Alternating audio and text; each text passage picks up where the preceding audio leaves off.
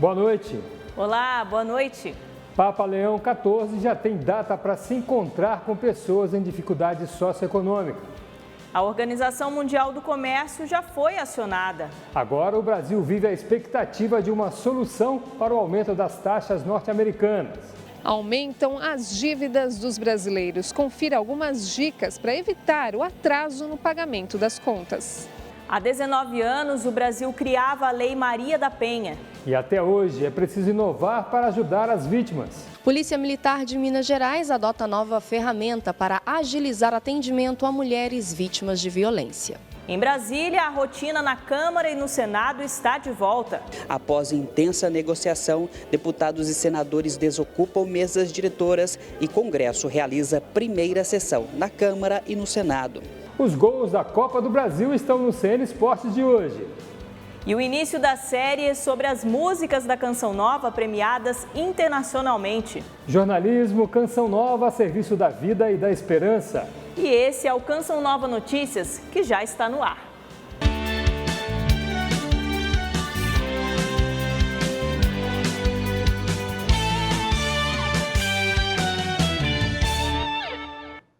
O Vaticano confirmou o encontro do Papa Leão XIV com pessoas em situação de vulnerabilidade no dia 17 deste mês. Nesta quinta-feira, o Santo Padre recebeu em audiência um grupo de peregrinos de Veneza e entre estas pessoas estavam 3 detentos. Uma experiência autêntica e profundamente humana. Foi assim um encontro de 3 detentos da prisão Santa Maria Maior, em Veneza, com o Papa Leão XIV. Para o diretor da prisão, a peregrinação não era uma recompensa aos detentos, mas fruto de muito trabalho e passo concreto em direção à missão constitucional e cristã de oferecer a quem deseja uma chance real de redenção. Os detentos presentearam Leão XIV com o Diário da Caminhada e uma revista produzida na prisão. O patriarca de Veneza entregou ao pontífice um cálice e uma patena e salientou o chamado à redenção, que diz respeito à sociedade, à história, à relação com o outro e com Deus. De acordo com o patriarca, as igrejas em Veneza empregam as detentas que cumprem penas alternativas e o patriarcado tem fortalecido o trabalho nas prisões para garantir a quem cometeu erros a oportunidade de planejar de forma concreta uma nova vida. Após o encontro, a Santa Sé anunciou a viagem do Papa Leão XIV a Castel Gandolfo no dia 17 de agosto. O pontífice celebrará no Santuário Santa Maria della Rotonda, com pessoas em situação de vulnerabilidade social e agentes da Caritas Diocesana, e rezará o Ângelus em Castel Gandolfo. Criado em 1997 pelas irmãs Jane Madalene e Kelly Patrícia, o Instituto Hesed tem o carisma de experimentar, viver e cantar as misericórdias do Senhor. Nesta semana foram inauguradas 2 novas casas do Instituto no interior de São Paulo. As inaugurações foram marcadas por celebrações eucarísticas presididas pelo bispo da Diocese de Piracicaba, Dom Devair Araújo da Fonseca. O Instituto Hesed tem um carisma particular ligado à oração, à vivência da espiritualidade, mas também o serviço aos pobres e, sobretudo, à evangelização. E agora, com a instalação dessas 2 casas aqui na Diocese de Piracicaba, sendo a casa masculina em Rio Claro e a casa feminina em Piracicaba, é um sinal do avanço da evangelização. Tantas pessoas que rezam com o Instituto Hesed que agora tem também essa possibilidade de vivenciar essa espiritualidade aqui na nossa diocese. A última missa ocorreu nesta quarta-feira. A celebração contou com a presença de sacerdotes, religiosos, fiéis, além dos membros do Instituto Hesed. Após 2 dias de obstrução, parlamentares do Senado e da Câmara dos Deputados iniciaram os trabalhos do 2º semestre. A liberação só ocorreu depois de negociação e da promessa de debater pautas da oposição ao governo. A ocupação da mesa diretora da Câmara só terminou após uma reunião no gabinete do ex-presidente do Legislativo, Arthur Lira. No encontro foi estabelecido um canal de diálogo. Os deputados ouviram de Mota a promessa de colocar a anistia em pauta, caso haja concordância da maioria dos líderes partidários. Também foi acordada a votação do projeto com o fim do foro privilegiado e a chamada PEC das prerrogativas. O texto restringe a prisão de parlamentares apenas a crimes inafiançáveis e em flagrante. Na abertura da sessão, Hugo Mota pregou união. Penso que nesta casa mora a construção dessas soluções para o nosso país, que tem que estar sempre em primeiro lugar. E não deixarmos que projetos individuais, projetos pessoais ou até projetos eleitorais possam estar à frente. A obstrução na Câmara começou com parlamentares do PL e acabou reunindo 60 deputados de 15 siglas, inclusive de partidos com ministros na esplanada. O movimento pode atrasar o avanço de pautas importantes para o governo, como a isenção do imposto de renda, a PEC da segurança pública e a lei de diretrizes orçamentárias.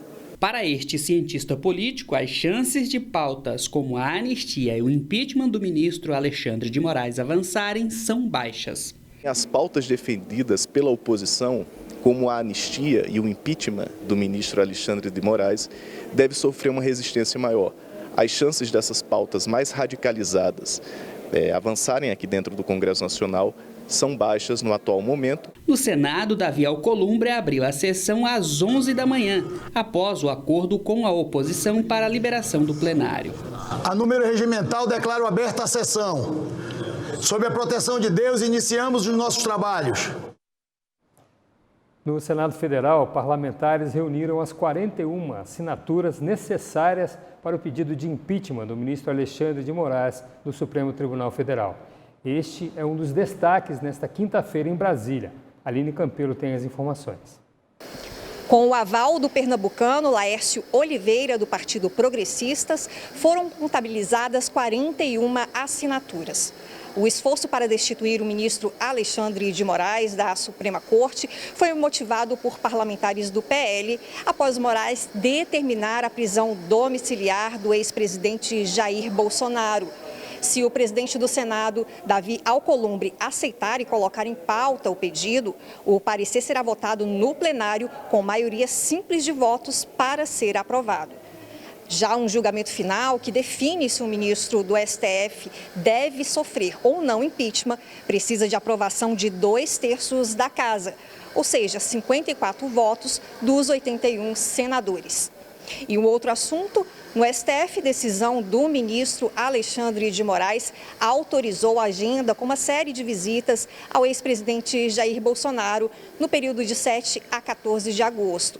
A lista menciona parlamentares e também a vice-governadora do Distrito Federal, Celina Leão, e o governador de São Paulo, Tarcísio de Freitas.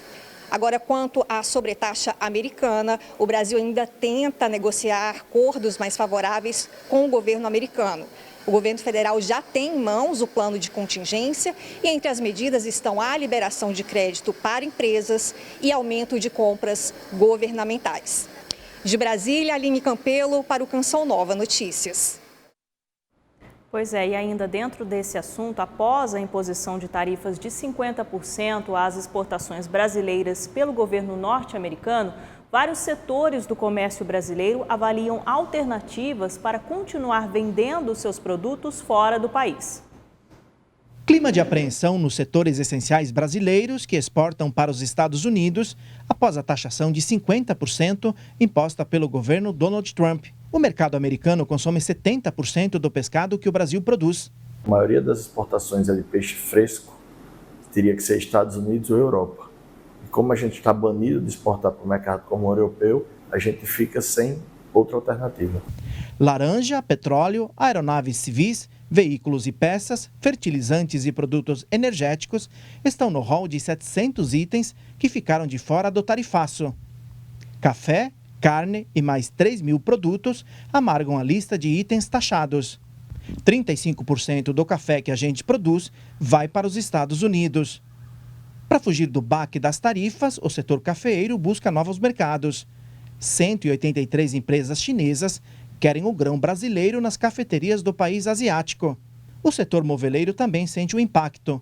A empresa que Daniel lidera tem 70 anos de história e já passou por 3 gerações.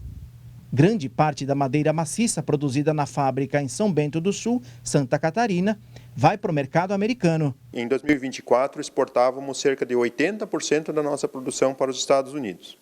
A partir de março, a gente já foi sentindo esse anúncio agora dos 50% tem causado uma forte tendência a diminuir mais ainda os pedidos para os Estados Unidos. Diante desse cenário e com a intenção de defender a indústria e demais setores afetados, o Brasil acionou a Organização Mundial do Comércio. O pedido, enviado aos Estados Unidos, com cópia à OMC, é o primeiro passo na busca de uma solução pautada nas negociações. O pedido contesta as tarifas impostas por Trump por meio de decretos executivos em 2 de abril e 30 de julho deste ano, com base em leis americanas como a Lei de Poderes Econômicos de Emergência Internacional e a seção 301 da Lei de Comércio de 1974. Se é algo em que haverá um esforço por parte do empresariado, um esforço por parte do governo, que pode também reorientar parte da produção para o mercado interno e, como já foi dito, ampliar também as possibilidades de negociação de novos mercados.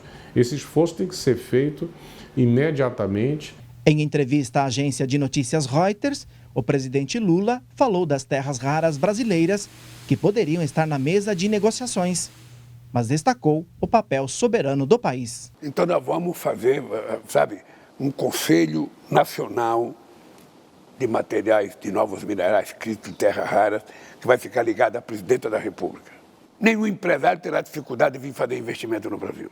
O que nós não queremos é ficar um buraco no Brasil e a riqueza nos outros países, como está acontecendo. Num dia 7 de agosto, como hoje, há exatamente 19 anos, foi criada a Lei Maria da Penha. Em Minas Gerais, a Polícia Militar lançou uma nova ferramenta para agilizar o atendimento às mulheres que sofrem algum tipo de violência. As lágrimas revelam a dor de quem viveu dias de medo e angústia. Por 17 anos, Cristiane foi vítima da violência dentro da própria casa. Com palavrões, com insultos mesmo, e depois começaram as violências físicas. O fim da violência em casa só aconteceu após um pedido da filha. Ela presenciou ele me batendo várias vezes. E aí um dia ela me pediu, ela pôs a mão no meu rosto e falou: mãe, você não merece passar por isso. Você não precisa mais passar por isso. Essa mulher, ela vai fazer aquilo que ela demora muito tempo para ter coragem, que é a denúncia. É fazer uma medida protetiva, e a medida protetiva é o que salva essas mulheres, né?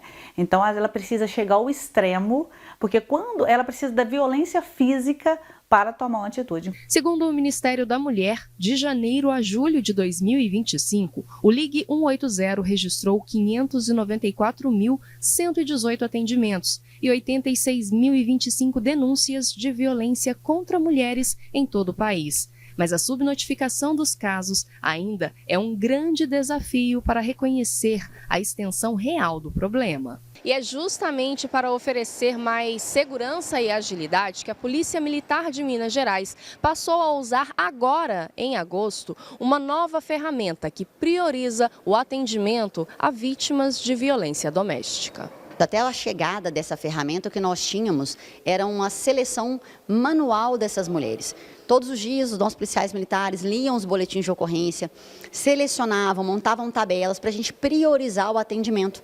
Hoje, nós temos uma ferramenta informatizada, um sistema interno da Polícia Militar, que classifica diariamente e automaticamente essas vítimas. O anúncio da nova ferramenta acontece durante a campanha Agosto Lilás, que faz alusão ao aniversário da Lei Maria da Penha, que em 2025 completa 19 anos, com o objetivo de prevenir casos de violência contra a mulher.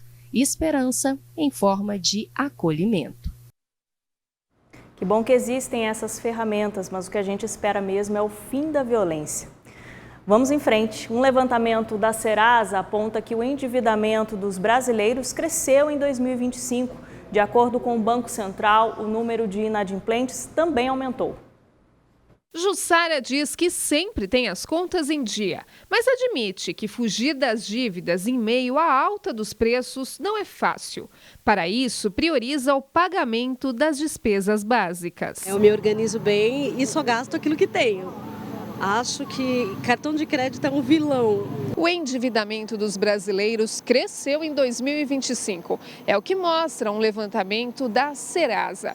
Em maio, o Banco Central também viu chegar um aumento de 0,1% no número total de inadimplentes. Os dados do Banco Central mostram que em abril deste ano, o número de famílias endividadas era de 48,9% e em maio passou para 49%. Parece pouco, mas na prática...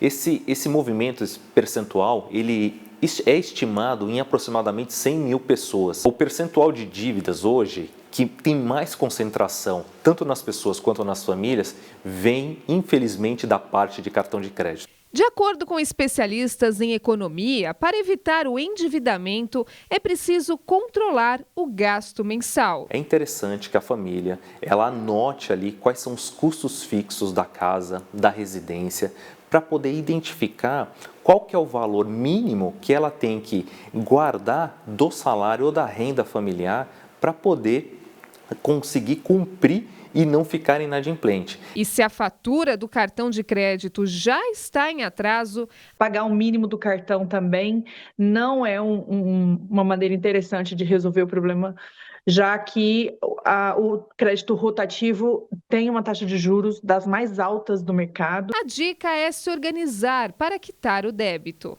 Com as contas em dia, dá até para poupar um pouco no fim do mês. O mesmo mecanismo que funciona para o pagamento com parcelas pequenininhas pode funcionar para montar uma reserva de emergência para você também. Depois de mostrar a dura realidade do brasileiro que mal consegue manter as contas em dia, é hora de tentar entender por que o número de milionários no Brasil aumentou. Essa desigualdade social coloca o país entre os que mais vivem injustiça social no mundo. Em 2024, o Brasil atingiu a marca de 433 mil pessoas com patrimônio superior a $1 milhão, cerca de 5 milhões de reais. Com esse número, o país ocupa a 19ª posição entre 56 nações no ranking global de milionários. Os números foram divulgados pelo UBS, um banco suíço responsável por elaborar relatórios sobre patrimônio. Há uma tendência do prolongamento dessa situação de desigualdade econômica em que os ricos se tornam cada vez mais ricos, continuam ocupando o topo da pirâmide, enquanto que haja na camada inferior, dos mais pobres, uma pouca perspectiva de mudança. Mesmo com mais milionários, o Brasil continua entre os países mais desiguais. Enquanto poucos concentram grande parte da riqueza, milhões ainda enfrentam dificuldades. Para quem possui bens, a prosperidade pode abençoar outras pessoas quando compartilhada com o próximo. O empresário e teólogo explica que a Bíblia fala em 3 tipos de riqueza: a espiritual, a recebida como bênção e a acumulada de forma pecaminosa. A riqueza em Deus significa ser misericordioso, ter talentos, fé, esperança, praticar a caridade. Ele cita Zaqueu, homem rico que encontrou a salvação e se tornou exemplo de caridade.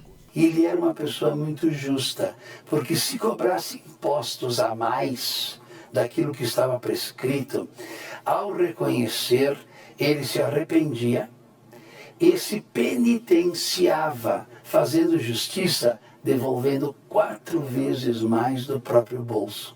Jaime Lorandi é o entrevistado do Além da Notícia, que vai ao ar nesta quinta, às 10 da noite, na TV Canção Nova.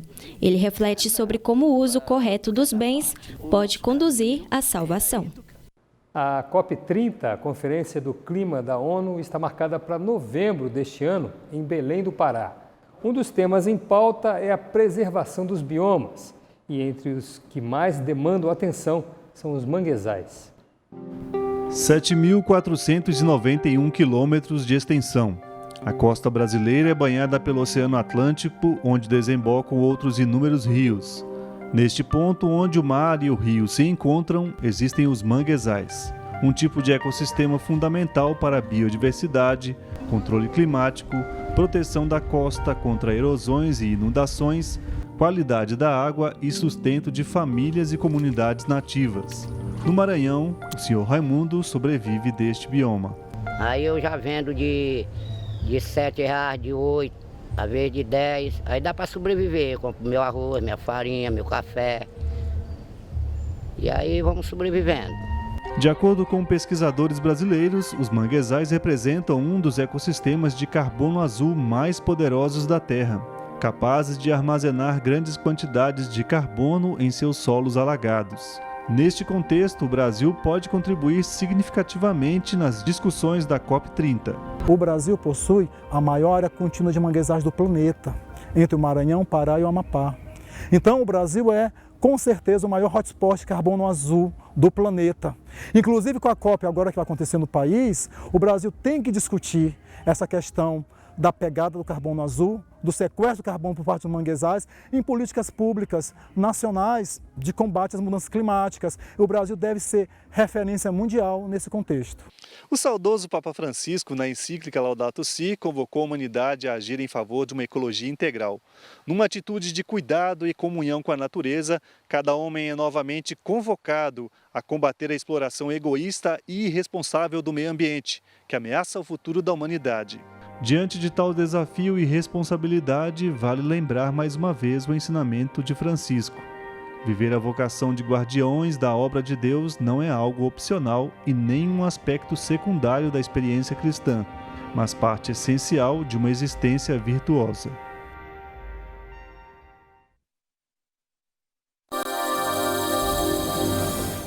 Olá, boa noite. Uma nova onda de frio avança pelo país e com ela vem a chuva. É o que acontece em Santa Catarina e Paraná. Já os gaúchos podem ficar mais tranquilos, viu? Por lá as instabilidades podem dar uma trégua, mas é importante ainda continuar com o guarda-chuva em mãos. No Sudeste, os paulistanos devem estar preparados também nesse tempo. A frente fria traz pancadas de chuva, principalmente também no estado de São Paulo, com destaque para o sul paulista, chegando também até o Rio de Janeiro. No Centro-Oeste, chove em áreas do Mato Grosso do Sul, mas o calor predomina em Mato Grosso e Goiás. As máximas podendo alcançar 31 graus em Brasília e 30 em Cuiabá. As temperaturas estão altas também no Nordeste, inclusive em Teresina pode chegar aos 36 graus. Apesar disso, as chuvas também vão continuar no litoral, principalmente em Aracaju e Recife. No norte, pode chover entre Roraima, Amazonas e Acre. O tempo segue quente por lá também. Pelo Brasil, vamos acompanhar como estão algumas temperaturas. Mínimas de 9 graus em Porto Alegre, 16 no Rio de Janeiro. As máximas podendo alcançar 30 graus em Cuiabá e 31 em Manaus. Em muitos lares brasileiros, o filtro de barro é um item utilizado. Isso acontece principalmente onde a qualidade da água preocupa. A Associação Brasileira de Nutrologia tem uma explicação para a eficiência do produto. O filtro de barro surgiu no Brasil no início do século XX com a chegada de imigrantes europeus. Foram eles que trouxeram velas de cerâmica para filtrar água. Costume muito comum nas famílias, especialmente na casa dos avós. Rosimere mora na capital paulista e até hoje bebe água do filtro de cerâmica. A água é fresquinha, tem aquele gostinho gostoso de barro também. E você pega aqueles copinhos também de ferro, você coloca junto assim, gente, a água sai geladinha, super fresquinha. Muito bom. Esta loja de filtros da capital paulista está no mercado desde a década de 60. Ele é um filtro muito eficiente no sentido da filtragem ser muito lenta, gota a gota.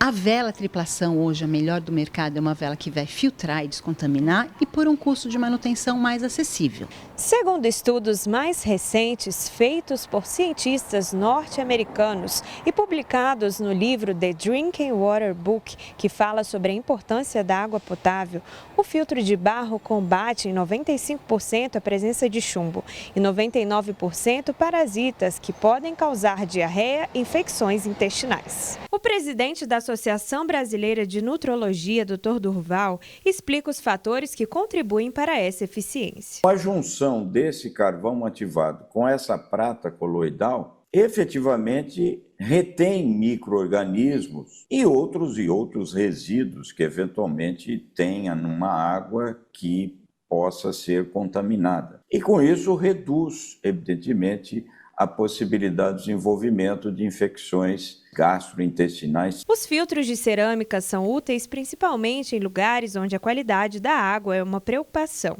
Eles são uma ótima opção desde que a manutenção seja feita sempre de maneira correta. Uma vez por mês, você limpar o filtro efetivamente com água limpa, né? E principalmente a cada 6 meses trocar as velas filtrantes. Uma rodada de emoção e definições na Copa do Brasil. Este é um dos assuntos do CN Esportes. Alan Toledo chega com os destaques.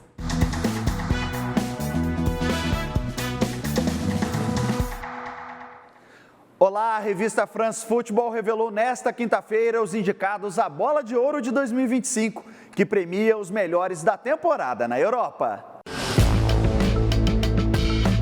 Rafinha, campeão espanhol e artilheiro da Liga dos Campeões com o Barcelona, somando 39 gols e 25 assistências no ano, e Vini Júnior, que fez 24 gols pelo Real Madrid, são os representantes brasileiros entre os 30 finalistas.